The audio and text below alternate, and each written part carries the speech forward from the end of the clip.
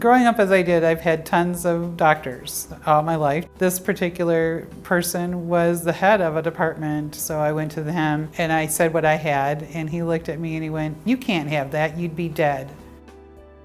And I looked at him and I went, "I do, very much alive, see ya."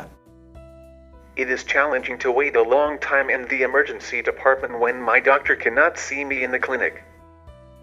Person-first language is really important in that it treats everybody equally and doesn't degrade them, because there are some words that we use out there that can be degrading to somebody.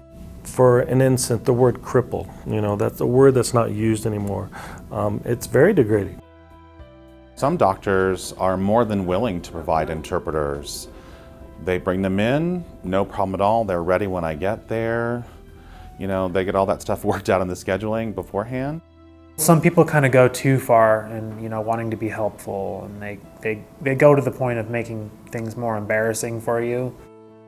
I actually went into an emergency room like we all go through. We are handed a nice stack of paperwork to fill out and to provide our personal information. The information was standard font.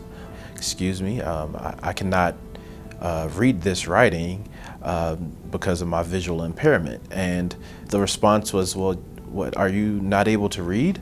And I was like, "Well, I'm unable to read because I have low vision." And I had to basically say, "I'm blind." "Well, you walked in here, you're not using a cane, you don't have on glasses. Like, what do you mean you're blind?" I don't like when people just will take my chair and move me out of the way, which happens sometimes.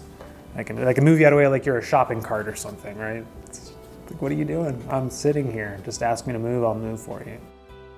It's really awkward. And, it's kind of like, well, wait a minute, I didn't expect to be touched on my leg, It's just something that you don't expect. And maybe if they would verbalize, "This is what I need from you, how can I help you? Is it okay if I help with providing some support on your leg on this side?" And so that I'm ready for it. So the door's closed and he's on the other side. He goes, "This is Joan, and she's a fascinating case." They walk in and I went, "Hi, I'm Joan and I'm a fascinating case. We're not cases, we're people. I am the diamond in the rough. You want me around." They get really excited, they really do. I am really happy when people come up to me and ask me questions about my injury. It's just nice to be able to educate people, I think. And they were really kind, really genuine, treated me like any other, individual in the hospital, any other mom who had given birth, and not making it seem like it's because I'm using a wheelchair, but because it's a question that they would ask anyone.